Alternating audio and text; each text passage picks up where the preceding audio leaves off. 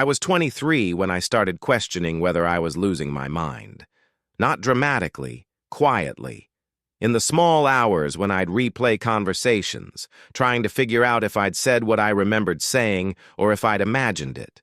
If you've ever been in a relationship where you constantly felt confused about your own memories, your own perceptions, your own sanity, you weren't confused. You were being gaslighted. And what I'm about to tell you is a blueprint for how the most dangerous form of psychological manipulation works.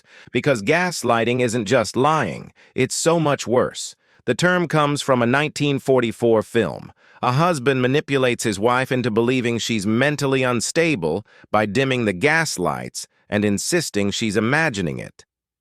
He hides her belongings and tells her she's forgetful.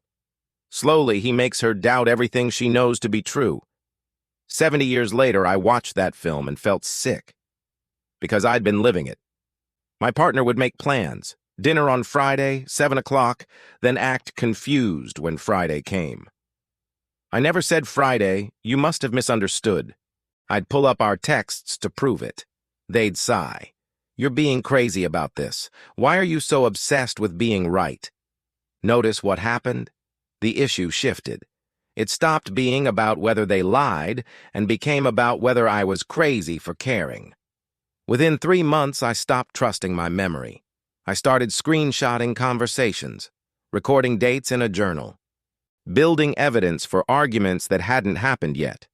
I thought I was the problem. I thought I was becoming paranoid, exactly what they kept saying. That's how gaslighting works.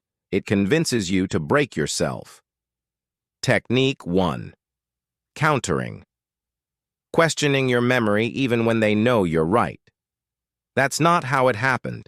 You always twist things. I'd say, you told me 6. They'd say, no, 6-ish. You're putting words in my mouth. Now we're not talking about them being late. We're talking about whether I'm a reliable narrator of my own life. Technique 2. Withholding. Pretending not to understand. I don't know what you're talking about.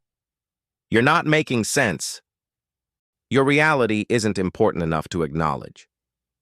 Technique 3. Trivializing. You're too sensitive. It was just a joke, making everything you feel seem invalid. Technique 4. Denial. I never said that. Even with proof, texts, emails, they double down.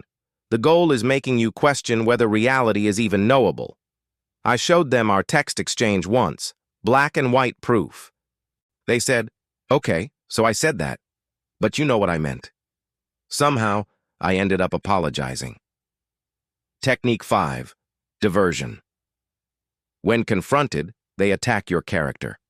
Why are you always attacking me? What about that time you did X? Suddenly, you're defending your entire character while they sit back watching you scramble. The night I finally saw it clearly, we'd been arguing for hours. Exhausted, I said, I just want to understand what happened. They smiled. Nothing happened. You're inventing problems because you're bored. Something clicked. I wasn't bored. I was terrified. I was documenting my own life like a detective in a crime I couldn't prove. I wasn't inventing problems. I was drowning in them. But in their reality, I was the problem. My need for clarity was drama. My hurt was sensitivity. Here's what I finally understood. You can't logic your way out of gaslighting. You can't collect enough evidence. Because the person gaslighting you isn't confused. They're invested in you staying confused. Dr. Robin Stern describes 3 stages: disbelief, defense, depression. You give up and accept their version, even when you know it's wrong. I lived in stage 3 for 8 months, walking in a fog, agreeing with things I knew weren't true. People who gaslight aren't villains. Most have been gaslighted themselves. Most genuinely believe their version. They've rewritten history so many times they can't separate fact from fiction. That doesn't make it okay. But it means you can stop waiting for them to admit it. They won't. So how do you escape? Stop arguing. When you stop participating in the reality negotiation, their power collapses. I started saying, I remember it differently. Not arguing, just existing in my own truth. Find witnesses. Talk to people who were there. Keep records to anchor yourself. Trust the pattern. One forgotten plan, human error. A pattern of conveniently forgetting every plan that inconveniences them. Gaslighting. Leave. You can't heal in the environment making you sick. It's been 3 years. I still catch myself apologizing for things that aren't my fault. Still second-guessing my memories. The scars don't fade quickly. They're wounds in your trust. In others, yes, but more devastatingly, in yourself. But here's what I've learned.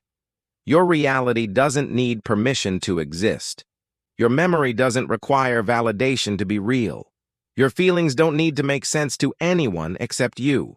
Your truth has always been yours. You just forgot you didn't need someone else to hold it. If something in your chest is screaming, yes, that's exactly what's happening, listen to that voice. That's not paranoia. That's your intuition trying to save you. I make videos about the psychological games we play and the truths that set us free. If that's your thing, subscribe.